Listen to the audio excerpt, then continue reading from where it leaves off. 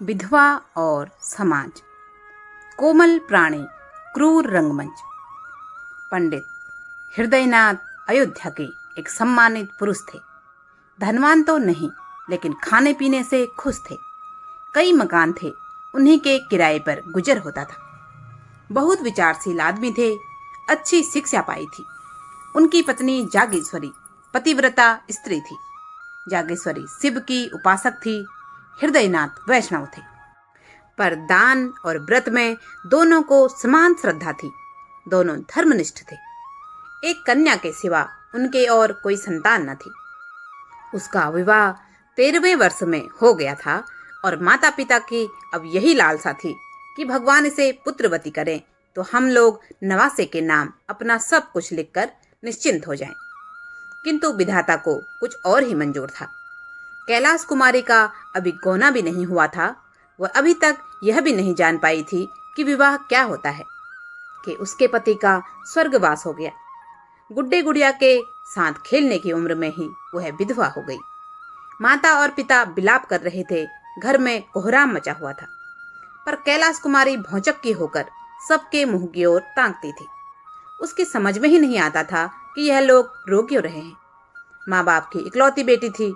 माँ बाप के अतिरिक्त वह किसी तीसरे व्यक्ति को अपने लिए आवश्यक नहीं समझती थी। उसकी सुख कल्पनाओं में अभी तक पति का प्रवेश न हुआ था। वह समझती थी स्त्रियां पति के मरने पर इसलिए रोती हैं कि वह उनका और उनके बच्चों का पालन करता है। मेरे घर में किस बात की कमी है? मुझे इसकी क्या चिंता है कि क्या खाएंगे, क्या पहनेंगे? मुझे जिस चीज की जरूरत होगी बाबूजी तुरंत ला देंगे। अम्मा से जो चीज मांगूंगी वह दे देंगी। फिर मैं क्यों रोऊं? वो अपनी माँ को रोते देखती तो खुद भी रोने लगती। पति के शोक से नहीं, बल्कि माँ के प्रेम से। बाप की दशा और भी करुणाजनक थी। घर में आना जाना छोड़ दिया। सिर पर हाथ धरे कमरे में अकेले उदास बैठे रहते। और कैलाश कुमारी को विशेष दुख इस बात का था कि उसकी सहेलियां अब उसके साथ खेलने नहीं आती थी। उसने उनके घर जाने की माता से आज्ञा मांगी तो माँ फूट फूट कर रोने लगी। माता पिता की यह दशा देखी तो उसने उनके सामने जाना छोड़ दिया। बैठी किस्से कहानियां पढ़ा करती थी। एक दिन हृदयनाथ ने जागेश्वरी से कहा, जी चाहता है घर छोड़कर कहीं भाग जाऊं। इसका कष्ट अब नहीं देखा जाता। जागेश्वरी, मेरी तो भगवान से यही प्रार्थना है कि मुझे संसार से उठा लें। कहाँ तक छाती पर पत्थर की सिल रखूं? हृदयनाथ, हम लोग यूं ही मातम करते रहें तो लड़की की जान पर बन आएगी। जिसे मरना था वह तो मर चुका। अब इस बेचारी का जीवन क्यों नरक बनाया जाए? कभी कभी उसे लेकर सैर करने चले जाया करो। कभी कभी थिएटर दिखा लिया करो। कभी घर में गाना बजाना कर दिया करो। इन बातों से उसका दिल बहल जाएगा। उस दिन से जागेश्वरी देवी ने कैलाश कुमारी के लिए विनोद और प्रमोद के सामान जमा करने शुरू किए। कैलाशी माँ के पास आती तो उसकी आंखों में आंसू की बूंदें नहीं दिखाई देती, होंठों पर हंसी की आभा देती। वह मुस्कुराकर कहती, बेटी आज थिएटर में बहुत अच्छा तमाशा होने वाला है, चलो देख आएं। कभी गंगा स्नान के लिए ले जाती। वहां माँ बेटी नाव पर बैठकर नदी में जल विहार करती। कभी दोनों शाम के समय पार्क की ओर चली जाती। धीरे धीरे सहेलियां भी आने लगी। कभी सब की सब बैठक ताश खेलती, कभी गाती बजाती। पंडित हृदयनाथ ने भी विनोद की सामग्रियां जुटाई। कैलाशी को देखते ही मग्न होकर बोले, बेटी आओ, तुम्हें आज कश्मीर के दृश्य दिखाऊं। कभी ग्रामोफोन बजाकर उसे सुनाते। कैलाशी इन सैर सपाटों का खूब आनंद उठाती। इतने सुख से उसके दिन कभी न गुजरे थे। इस प्रकार 2 वर्ष बीत गए। कैलाशी सैर तमाशे की इतनी आदी हो गई कि एक दिन भी थिएटर ना जाती तो बोर होने लगती। थिएटरों के बाद सिनेमा की सनक सवार हुई। ग्रामोफोन के नए रिकॉर्ड आने लगे। संगीत का चस्का पड़ गया। बिरादरी में कहीं उत्सव होता तो माँ बेटी अवश्य जाती। कैलाशी नित्य इसी नशे में डूबी रहती। चलती तो कुछ गुनगुनाती हुई, किसी से बातें करती तो वही थिएटर की और सिनेमा की। पड़ोसियों में इन सैर सपाटों की चर्चा होने लगी। लोक सम्मति किसी की रियासत नहीं करती। समाज की नजरों में विधवा के लिए पूजा पाठ है, तीर्थ व्रत है, मोटा खाना है, मोटा पहनना है, उसे विनोद और विलास, राग और रंग की क्या जरूरत। विधाता ने उसके सुख के द्वार बंद कर दिए हैं। लड़की प्यारी सही, लेकिन शर्म और हया भी तो कोई चीज है। जब माँ बाप ही उसे सिर चढ़ाए हुए हैं तो उसका क्या दोष। महिलाएं कहती, बाप तो मर्द है, लेकिन माँ कैसी है। उसको जरा भी विचार नहीं कि दुनिया क्या कहेगी। कुछ उन्हीं की एक दुलारी बेटी थोड़ी है। इस भांति मन बढ़ाना अच्छा नहीं। कुछ दिनों तक तो यह खिचड़ी आपस में पकती रही। अंत को एक दिन कई महिलाओं ने जागेश्वरी के घर पर्दापण किया। कुछ देर तक इधर उधर की बातें करने के बाद एक के बाद एक महिलाओं ने उसे ताने मारने भी शुरू किए और नैतिक शिक्षा देनी भी शुरू की। एक महिला ने कटाक्ष मारा, बहन तुम ही मजे में हो कि हंसी खुशी में दिन काट देती हो। हमें तो दिन पहाड़ हो जाता है, न कोई काम न धंधा, कोई कहाँ तक बातें करे। जागेश्वरी को ताड़ना मिल गई। स्त्रियों के विदा होने के बाद उसने जाकर पति से यह सारी कथा सुनाई। सारी बात सुनकर वह संचित भाव से बोले, पड़ोसियों ने जो आक्षेप किया है वो बिल्कुल उचित है। कैलाश कुमारी के स्वभाव में मुझे एक विचित्र अंतर दिखाई दे रहा है। मुझे स्वयं ज्ञात हो रहा है कि उसके मन बहलाव के लिए हम लोगों ने जो उपाय निकाला है वह मुनासिब नहीं। जब वह बच्ची थी तो हमने उसके मनोरंजन का ख्याल रखा, पर अब वह जवान हो रही है। पड़ोसी सही कह रहे हैं कि विधवाओं के लिए यह आमोद प्रमोद वर्जित है। अब हमें यह परिपाटी छोड़नी पड़ेगी। धीरे धीरे यह विलासोन्माद शांत होने लगा। वासना का तिरस्कार किया जाने लगा। एक पंडित जी नियुक्त कर दिए गए। पंडित जी संध्या के समय कोई धर्म ग्रंथ पढ़कर सुनाते। स्वाध्याय, संयम, उपासना में बेटे रत रहने लगी। कैलाशी को गुरुजी ने सदाचार और सादा जीवन, उच्च विचार की दीक्षा दी। मोहल्ले और बिरादरी की स्त्रियां सब प्रसन्न हो गई। माँ बेटी अब नाव पर सैर करने के लिए गंगा नहीं जाती, बल्कि स्नान करने के बाद मंदिरों में नित्य जाती। दोनों एकादशी का निर्जल व्रत रखने लगे। कैलाशी को गुरुजी नित्य संध्या समय परमोपदेश करते। कुछ दिनों तक तो कैलाशी को वह विचार परिवर्तन बहुत कष्टजनक मालूम हुआ, पर धर्मनिष्ठा नारियों का स्वाभाविक गुण है। थोड़े ही दिनों में उसे धर्म से रुचि हो गई। अब उसे अपनी अवस्था का ज्ञान होने लगा था। विषय वासना से चित्त आप ही आप खिंचने लगा। पति का यथार्थ आशय समझ में आने लगा था।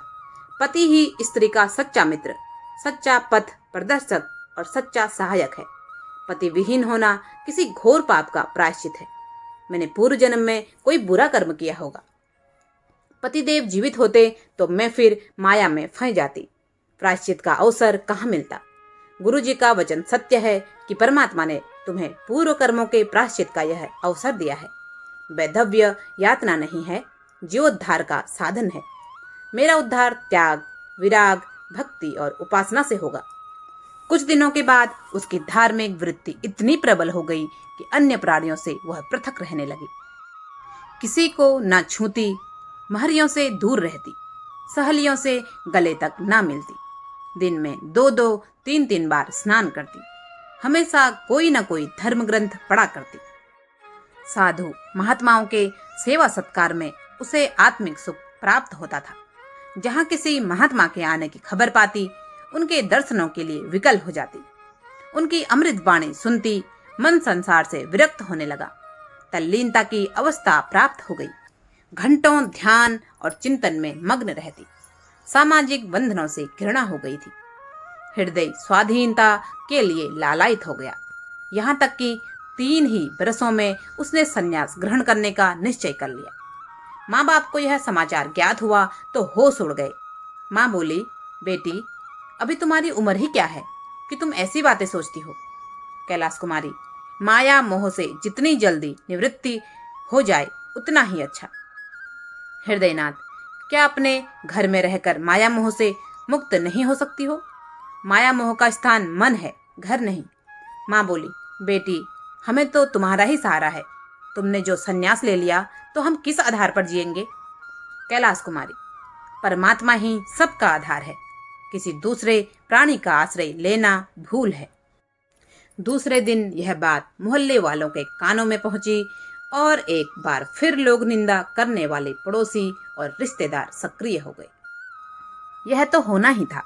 नई बात क्या हुई? लड़कियों को इस तरह स्वच्छंद नहीं कर दिया जाता। फूले ना समाते थे कि लड़की ने कुल का नाम उज्जवल कर दिया।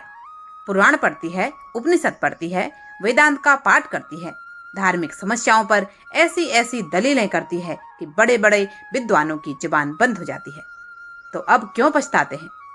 भद्र पुरुषों में कई दिनों तक यही आलोचना करने के बाद इन भद्र पुरुषों ने इस गुत्थी के सुलझाने का उपाय सोचना शुरू किया और ताने मारना शुरू किया। हमारे हिंदू धर्म का सर्वनाश तो हो ही रहा है, अब और कोई क्या करेगा?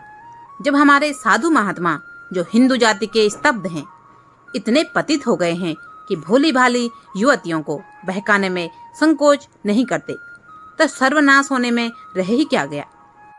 हृदयनाथ, यह विपत्ति तो मेरे सिर ही पड़ी हुई है। आप लोगों को तो मालूम होगा। एक महाशय, आप ही के सिर क्यों, हम सभी के सिर पड़ी हुई है। समस्त जाति के सिर कहिए। आपने बेटी को समझाया नहीं? हृदयनाथ, समझा के हार गया, कुछ सुनती ही नहीं। पहले ही भूल हुई, उसे इस रास्ते पर डालना ही ना चाहिए था। एक अन्य महाशय, उस पर पछताने से क्या होगा? सिर पर जो पड़ी है उसका उपाय सोचना चाहिए। आपने समाचार पत्रों में देखा होगा, कुछ लोगों की सलाह है कि विधवाओं से अध्यापकों का काम लेना चाहिए। यद्यपि मैं इसे भी बहुत अच्छा नहीं समझता, पर सन्यासिनी बनने से तो कहीं अच्छा है। लड़की अपनी आंखों के सामने तो रहेगी। अभिप्राय केवल यही है कि कोई ऐसा काम होना चाहिए जिसमें लड़की का मन लगे। दूसरे महाशय, सलाह तो अच्छी है। मोहल्ले की 10-5 कन्याएं पढ़ने के लिए बुला ले जाएं। उन्हें किताबें, गुड़िया आदि इनाम मिलता रहे तो बड़े शौक से आएंगी। लड़की का मन तो लगा रहेगा। हृदयनाथ, देखना चाहिए, भरसक समझाऊंगा। हृदयनाथ ने कैलाश कुमारी के सामने यह तजवीज पेश की। कैलाशी को सन्यासी जीवन के उच्च पद के सामने अध्यापिका बनना अपमानजनक जान पड़ता था। कहाँ वह महात्माओं का सत्संग व पर्वतों की गुफा व सुरम्य प्राकृतिक दृश्य व मानसरोवर और कैलाश की शुभ छटा, और कहाँ बालिकाओं को चिड़ियों की भांति पढ़ाना। लेकिन हृदयनाथ ने कई दिनों तक लगातार सेवा धर्म का महत्व समझाया। उन्होंने समझाया कि गरीब कन्याओं को शिक्षा देने से बड़ा कोई पुण्य का काम नहीं है। सन्यासियों का जीवन भी एक अध्यापक के जीवन के आगे तुच्छ है। धीरे धीरे कैलाशी के विचारों में परिवर्तन होने लगा। पंडित जी ने मोहल्ले वालों की लड़कियों को एकत्र किया। पाठशाला का जन्म हो गया। नाना प्रकार के चित्र और खिलौने मंगाए। पंडित जी स्वयं कैलाश कुमारी के साथ लड़कियों को पढ़ाते। कन्याएं शौक से आती। उन्हें यहाँ की पढ़ाई खेल मालूम होती। थोड़े ही दिनों में पाठशाला की धूम हो गई। अन्य मोहल्लों की कन्याएं भी आने लगी। कैलाश कुमारी की सेवा प्रवृत्ति दिनों दिन तीव्र होने लगी। दिन भर लड़कियों को लिए रहती, कभी पढ़ाती, कभी उनके साथ खेलती, कभी सिलाई कढ़ाई सिखाती। पाठशाला ने परिवार का रूप धारण कर लिया। कोई लड़की बीमार हो जाती तो तुरंत उसके घर जाती, उसकी सेवा करती, गाकर या कहानियां सुनाकर उसका दिल बहलाती। पाठशाला को खुले हुए साल भर हुआ था। एक लड़की को जिससे वह बहुत प्रेम करती थी चेचक निकल आई। कैलाशी उसे देखने गई। माँ बाप ने बहुत मना किया, पर उसने न माना। कहा तुरंत लौट आऊंगी। लड़की की हालत खराब थी। कैलाशी 1 घंटे तक वहां रही।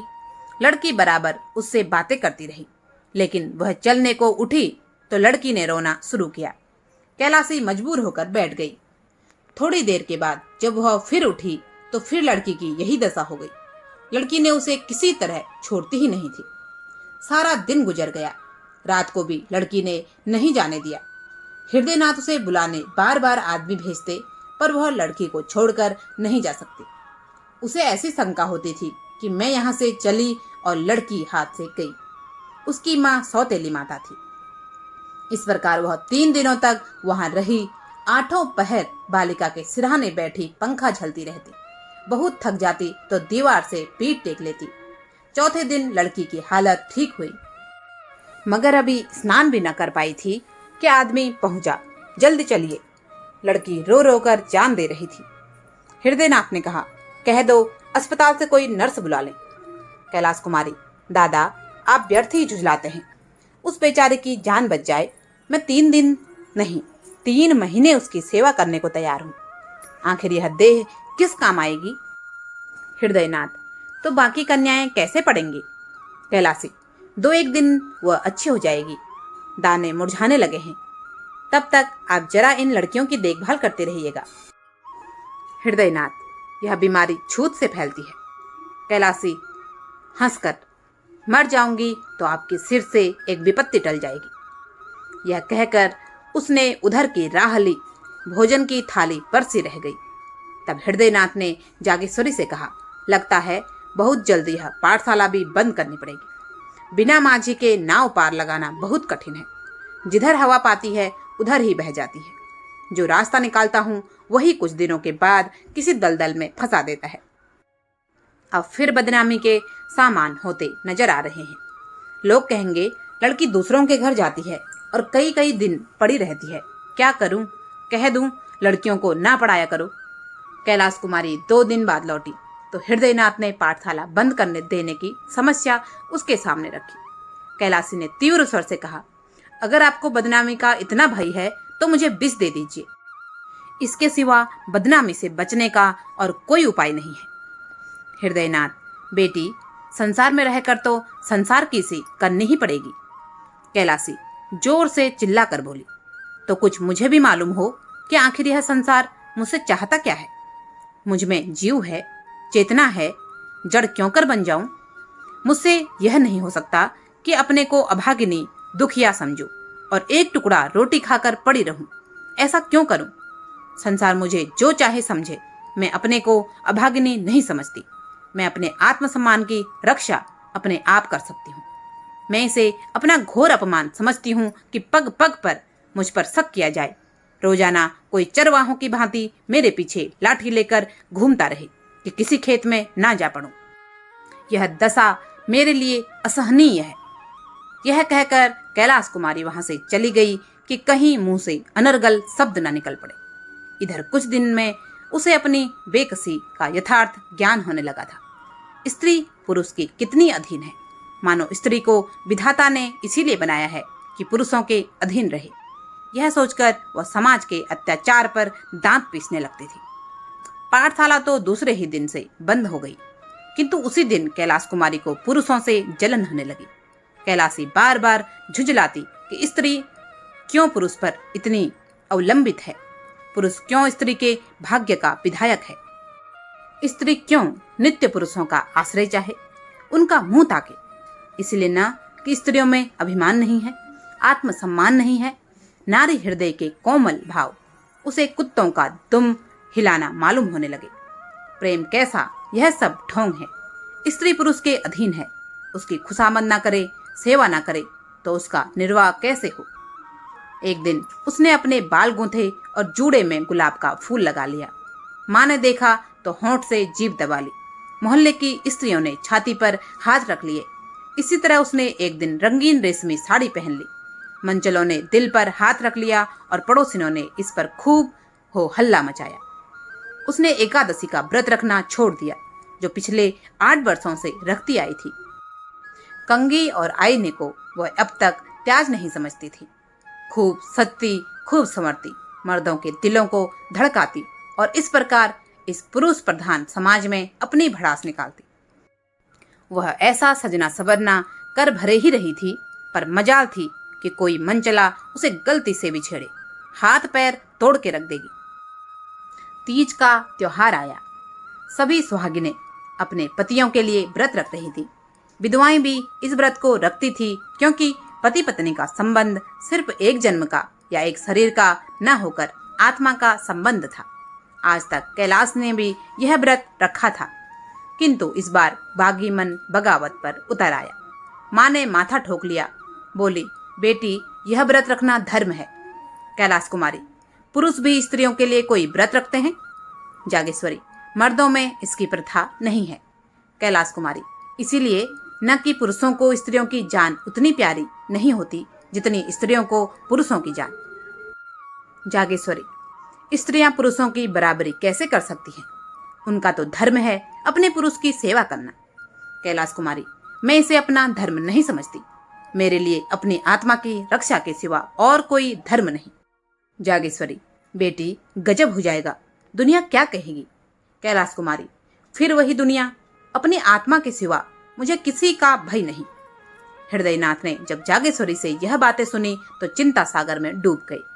इन बातों का क्या मतलब? क्या होगा कैलाशी की इस शब्द का परिणाम? एक बेटी के बाप होने के नाते क्या समझाएंगे समाज को? हृदयनाथ की इन्हीं विचारों में मग्न थे कि जागेश्वरी ने कहा, अब क्या करना होगा? हृदयनाथ, क्या बताऊं? जागेश्वरी, कोई उपाय है? हृदयनाथ, बस एक ही उपाय है, पर उसे जुबान पर नहीं ला सकता। दोस्तों, कहानी यहीं पर खत्म होती है। आप कमेंट करके बताएं कि हृदयनाथ के दिमाग में कौन सा उपाय पैदा हुआ होगा कैलाश कुमारी को शांत करने को। किसी समय हमारा समाज रूढ़िवाद की जंजीरों में जकड़ा हुआ था, जो किसी मनुष्य को जीवन कैसे जीना है यह खुद तय करता था। मनुष्य को कोई अधिकार नहीं होता था कि वह अपना जीवन अपने मन से जी सके, और यदि वह मनुष्य कोई विधवा स्त्री हो तो उसके लिए यह और भी अधिक मुश्किल था। सैकड़ों कहानियों में आज की कहानी मुझे बहुत पसंद आई। आपको कैसी लगी कमेंट करके जरूर बताएं। कहानी पसंद आए तो कृपया एक लाइक जरूर करें, ज़्यादा से ज़्यादा लोगों के साथ शेयर करें। यदि चैनल को अभी तक भी सब्सक्राइब नहीं किया है तो कृपया सब्सक्राइब करके बेल आइकन अवश्य प्रेस करें। आपका बहुत बहुत धन्यवाद। जय जय श्री राम।